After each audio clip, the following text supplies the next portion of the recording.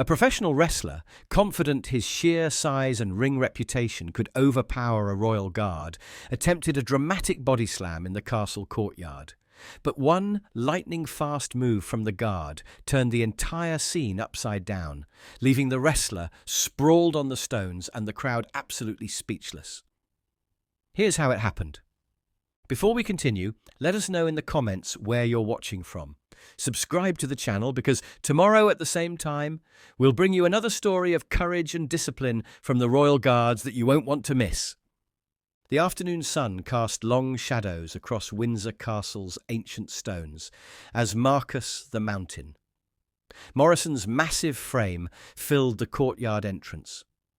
At 6'8" and 300 pounds of sculpted muscle, he moved with the dangerous grace of a professional wrestler who'd made his fortune breaking opponents in rings across the globe.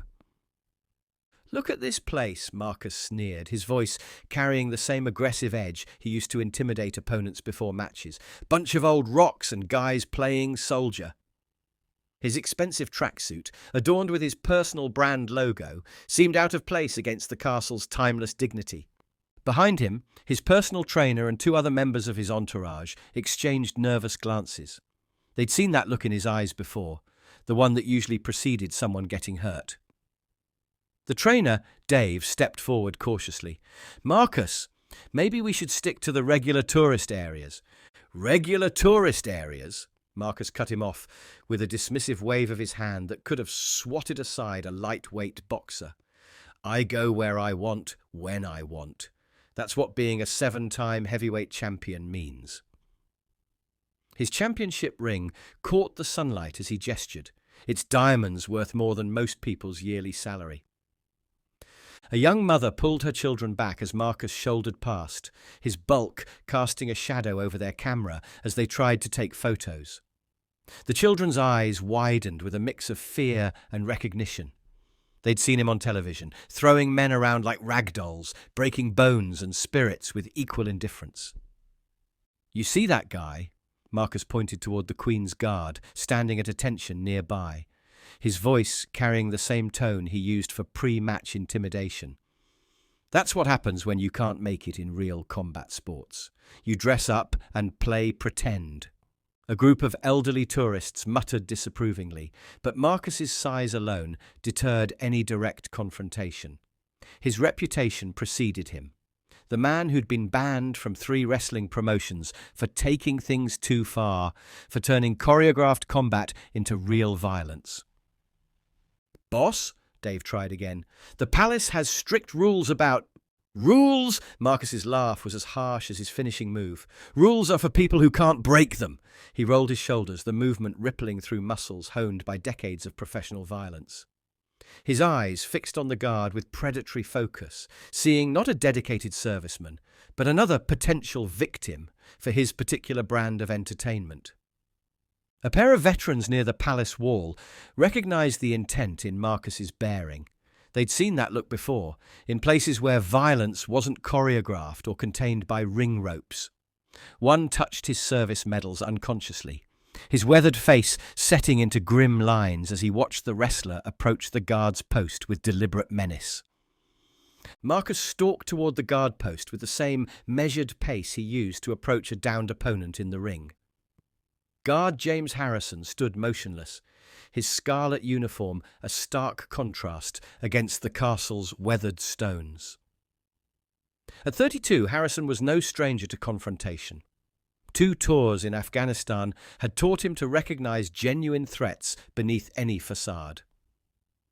"Hey, costume boy," Marcus called out, deliberately positioning himself within the guard's personal space.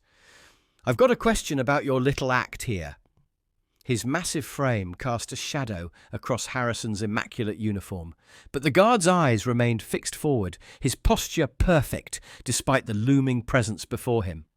The veterans edged closer, their military experience telling them this was more than the usual tourist harassment. They recognized something in Marcus's stance, the coiled tension of someone looking for an excuse to strike. "You know who I am?" Marcus circled Harrison slowly, his voice carrying across the courtyard. I've broken men twice your size in rings across the world. Real fighters, not toy soldiers playing dress-up. He flexed his hands, the knuckles cracking audibly, a sound that usually preceded violence in his professional bouts. Dave, his trainer, hung back with the entourage, their faces showing the resigned worry of men who'd seen this pattern before. "Come on, boss," he called out weakly. "We've got that meeting at—" "Shut it," Marcus snapped, never taking his eyes off Harrison. "I want to see what they teach these guards about real combat." His emphasis on the word guards dripped with contempt. Bet it's not much, standing around all day like mannequins. The afternoon crowd had begun to thin, parents hurrying their children away from the palpable tension. Those who remained watched with a mixture of concern and morbid fascination as the massive wrestler continued his intimidation attempt. Harrison remained motionless, but there was a subtle change in his bearing, imperceptible to most, but clear to the watching veterans. The slight adjustment of his grip on his rifle, the barely noticeable shift in his stance, these were the preparations of a combat veteran recognizing an imminent threat. "Look at him," Marcus announced to the remaining onlookers, his voice carrying the theatrical projection he'd perfected in arenas worldwide. "Not even man enough to look me in the eye. This is what they call a soldier?" He leaned in closer, his breath hot against Harrison's cheek. "Where I come from, we call this target practice." The older of the two veterans took a step forward, his campaign medals catching the light. "Son," he began, his voice carrying the quiet authority of someone who'd seen real combat, "you might want to reconsider." "Might want to what?" Marcus spun toward the veteran, his massive frame tensing. "You got something to say about how I handle myself, old-timer?" The question hung in the air like a loaded weapon. "Just suggesting you learn about who you're dealing with," the veteran replied calmly, nodding toward Harrison. "That uniform isn't a costume, and this isn't a wrestling ring." Marcus's laugh was ugly, devoid of humor. "No, it's not a ring. There's no referee here to save him, is there?" He turned back to Harrison, cracking his neck, another pre-fight ritual that had preceded many of his most brutal matches. "Maybe it's time someone taught you toy soldiers what real fighting looks like." The remaining tourists backed away further, creating an unconscious circle of space around the escalating situation. The sun had dipped lower, casting Marcus's shadow long across the courtyard stones, a dark prelude to what was about to unfold. "Tell me something," Marcus moved closer to Harrison, using his height to full intimidating effect. "Under that fancy hat and all those shiny buttons, are you even a real man? Or just another puppet playing pretend?" His massive shoulders blocked out the sun as he deliberately invaded the guard's space, close enough that his chest nearly touched Harrison's rifle. The veterans exchanged knowing glances. They'd seen Harrison in Afghanistan years ago, watched him lead a squad through 3 days of heavy fighting to extract wounded civilians. The discipline he displayed now wasn't weakness. It was the contained power of a warrior who didn't need to prove anything. "I've broken Olympic wrestlers," Marcus continued, his voice dropping to a dangerous growl. "Snapped arms like twigs in front of thousands, but you just stand there, don't you?" He reached out, his fingers hovering inches from Harrison's collar. "Makes me wonder what would happen if someone decided to test all this discipline." Dave made one last attempt from the sidelines. "Boss, remember what happened in Munich?" "Munich?" Marcus barked a harsh laugh. "You mean when that security expert tried to stop me? Spent 6 weeks in traction, didn't he?" His eyes never left Harrison's face, searching for any crack in the guard's composure. "At least he fought back. This one's probably too scared to even blink." Harrison remained motionless, but there was a subtle change in the air around him, like the pressure drop before a storm. His eyes, still fixed forward, held the same calculating focus he'd worn during close-quarter combat in Helmand Province. Every muscle was ready, prepared, waiting. You want to know what real power looks like? Marcus began rolling up his sleeves, revealing forearms thick with corded muscle and scar tissue. It's not standing still and taking orders. It's about domination, control. He slapped his own chest, the sound echoing off the castle walls. It's about being able to break anyone, anywhere, anytime. The older veteran stepped forward again, his voice carrying the weight of experience. Last warning, son. You're crossing a line you can't uncross. A line? Marcus spun again, his patience visibly fraying. The only lines I see are the ones these toy soldiers walk, back and forth, like good little puppets. He turned back to Harrison, his massive frame trembling with barely contained violence. But what happens when someone cuts the strings? The remaining tourists had backed away to what they hoped was a safe distance, their phones lowered, forgotten in the tension of the moment. Even Marcus's entourage had retreated several steps, recognizing the signs of their boss losing control. I'll tell you what really bothers me, Marcus continued, beginning to bounce slightly on his toes, a pre-fight ritual that had preceded some of his most violent matches. It's that you probably think you're better than me, standing here with your medals and your traditions. He spat the last word like a curse. But in the real world, in actual combat, you wouldn't last 30 seconds. Harrison's grip on his rifle adjusted minutely, a movement so slight most wouldn't notice, but to the veterans watching, it spoke volumes. They recognized the subtle shift in balance, the almost imperceptible tensing of muscles. This wasn't the nervous reaction of someone intimidated. It was the calculated preparation of a combat veteran reading his opponent. Maybe it's time for a demonstration, Marcus announced, his voice carrying the same threatening edge he used to terrify opponents before a match. Show everyone here what happens when your precious discipline meets real strength. He began circling Harrison again, each step bringing him closer, like a predator tightening its loop around prey. The sun dipped behind a cloud, casting the courtyard in sudden shadow. In that moment of dimmed light, something changed in Marcus's bearing, the last threads of restraint visibly snapping. His hands clenched into fists the size of small hams, his shoulders bunching with lethal intent. "Time to wake up, soldier boy," he growled, the words barely audible above his own heartbeat. "Let's see how well that uniform protects you from reality." "Ladies and gentlemen," Marcus's voice boomed across the courtyard with practiced showmanship, his arms spread wide like he was addressing a packed arena. "You're about to witness something special. The moment someone finally exposes these guards for what they really are." The setting sun painted the castle walls in deep amber, casting harsh shadows that seemed to emphasize the wrestler's massive frame.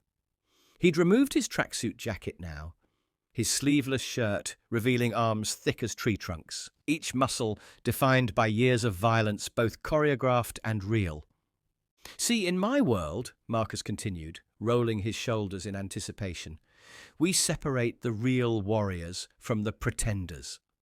And what I'm looking at," he gestured contemptuously at Harrison, "that's the definition of pretend." The veteran with the medal stepped forward one last time. "Son, that man's not what you think. I served with him in—" "Served with him?"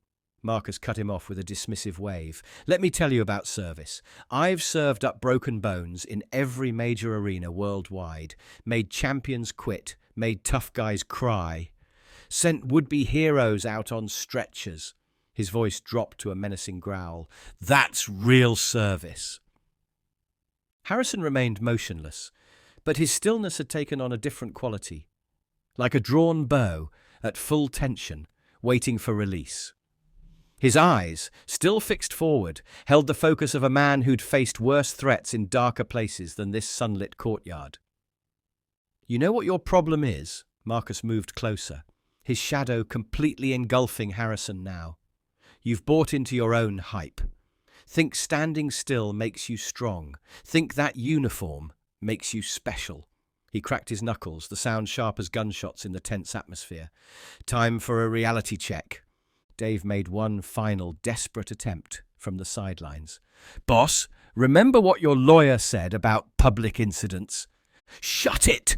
Marcus roared, his patience finally shattering. I'm tired of this circus act, tired of watching these frauds parade around playing soldier while real fighters like me do the actual work. He turned back to Harrison, his voice dropping to a dangerous whisper. Time to show everyone what happens when the act meets reality. The remaining tourists had pressed themselves against the courtyard walls, creating a makeshift arena. The veterans stood their ground, their faces set in grim lines, as they watched Marcus begin the same warm-up routine that had preceded some of his most brutal matches. Let me paint you a picture, Marcus announced, bouncing on the balls of his feet now.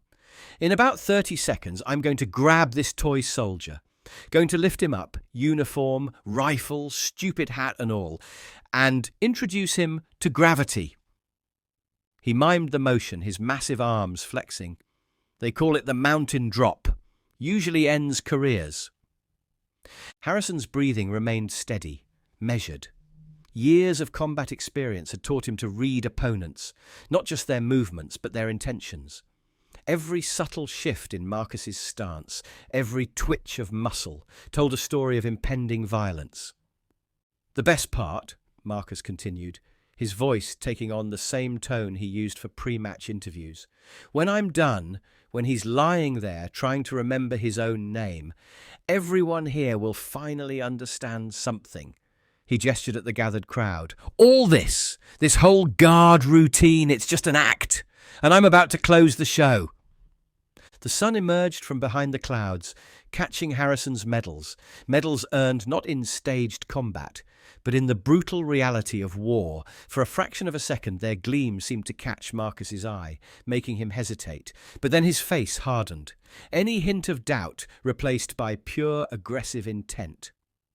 Last chance, soldier boy, Marcus growled, moving into his starting position. Walk away now. Admit it's all pretend, and maybe I let you keep your dignity. Otherwise... He left the threat hanging, his massive frame coiled like a spring about to release. The veterans recognized what was coming. They'd seen that look before. Not in wrestling rings, but in combat zones where the violence was neither staged nor contained. One touched his service medals again, a gesture of remembrance for battles past and the one about to unfold.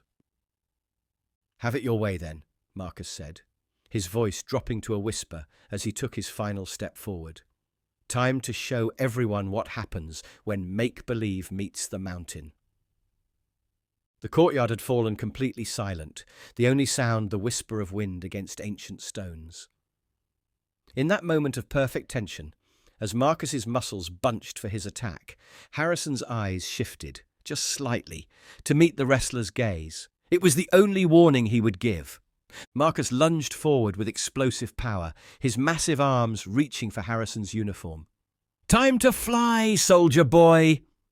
The wrestler's hands, calloused from years of throwing men around rings, closed on empty air as Harrison pivoted with fluid precision, his movement so subtle it seemed like the larger man had simply missed. Stand still! Marcus snarled, frustration bleeding into his voice as he wheeled around for another grab. This time his fingers brushed the scarlet fabric of Harrison's uniform, only to find himself suddenly off balance, his own momentum being used against him with devastating efficiency. Harrison's response was a masterclass in close-quarter combat. His ceremonial rifle, far from being an encumbrance, became an extension of his body as he used it to create space, deflecting Marcus's grasp with the same precision he'd once employed in combat zones. You little... Marcus's curse was cut short as he charged forward again, this time with the full force of his 300 pounds behind him. He'd used this same rush to crush opponents through ring barriers, to send men to emergency rooms across 3 continents. But Harrison wasn't in a ring, bound by wrestling's rules and restraints.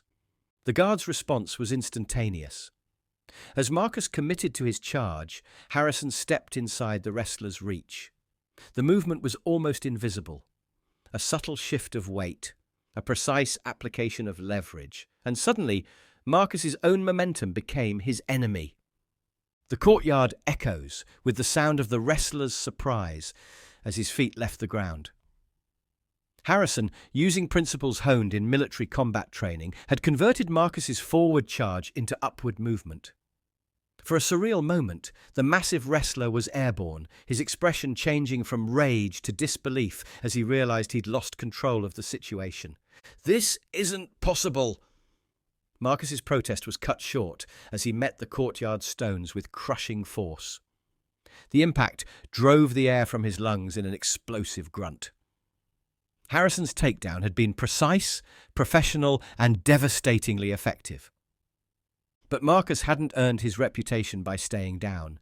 He rolled to his feet with surprising agility for a man his size, rage now replacing his showman's facade. "You're dead!" he roared, launching himself at Harrison with pure animal fury. What followed was a lesson in the difference between staged combat and military efficiency. Harrison's movements were economical, each response calculated to neutralize rather than perform.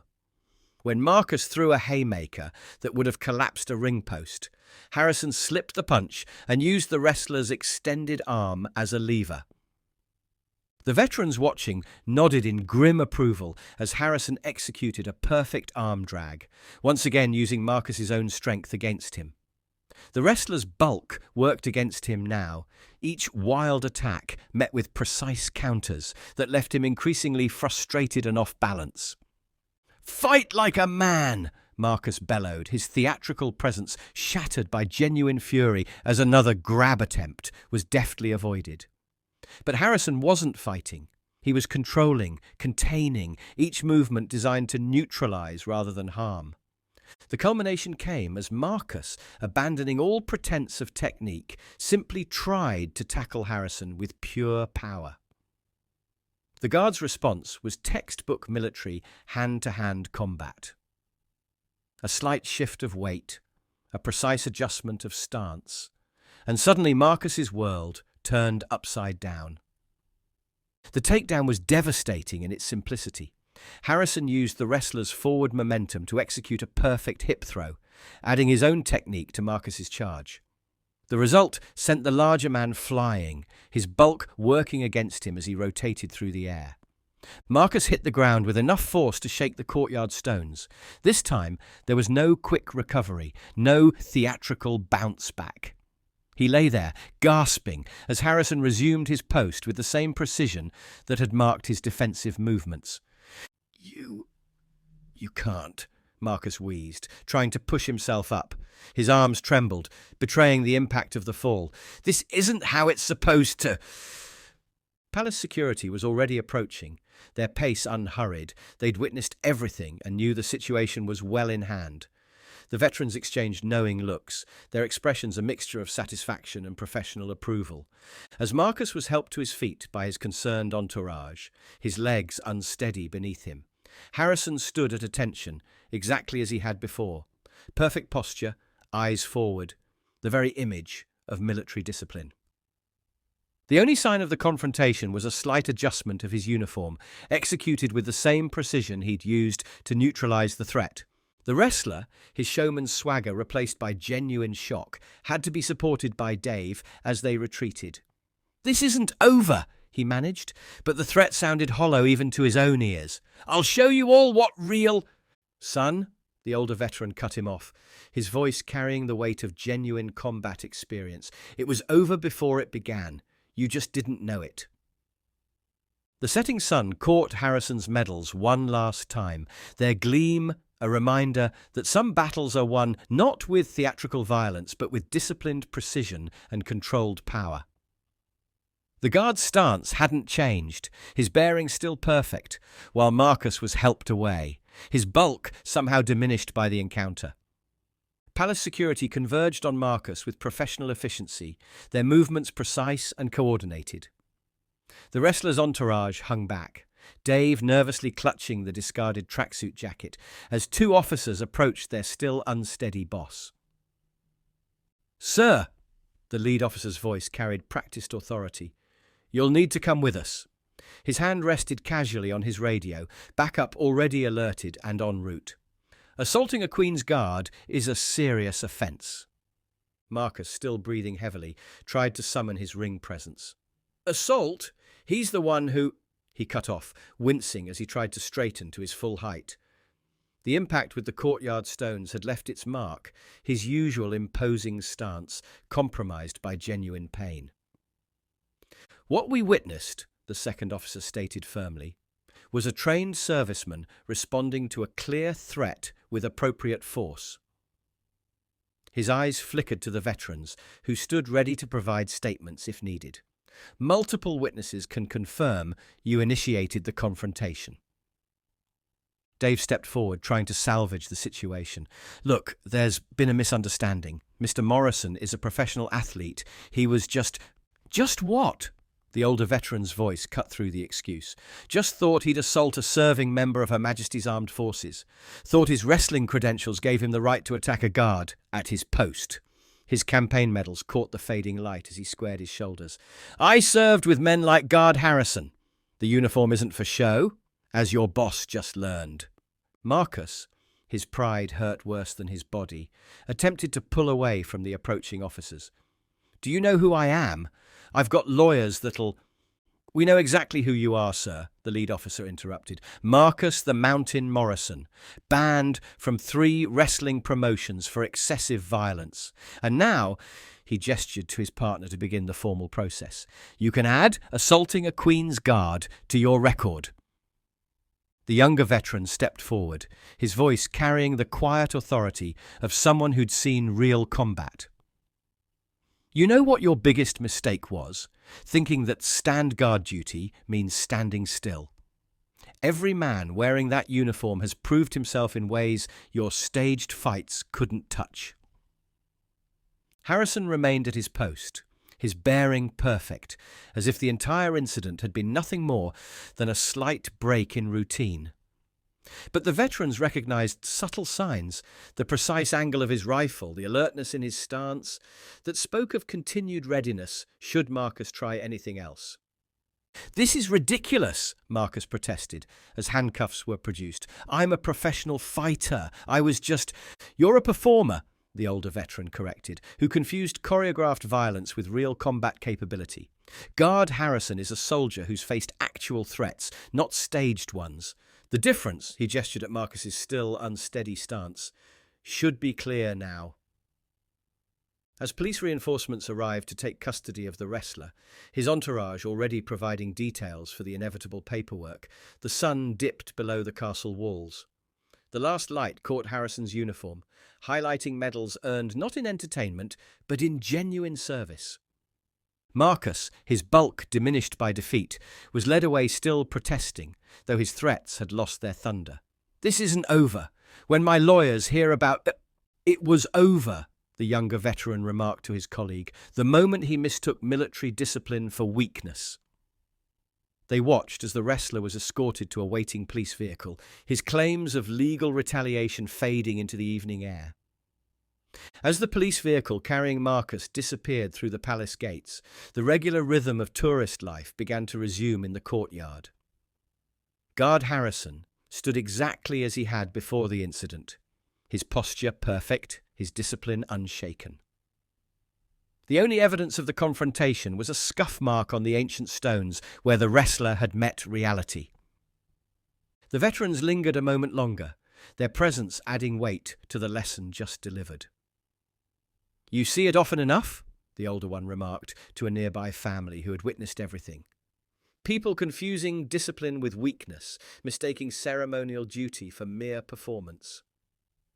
"But these guards," his companion added, touching his own service medals, "they're not actors in a show. Every man wearing this uniform has proven himself where it matters, not in rings or staged battles, but in real combat situations where lives hang in the balance."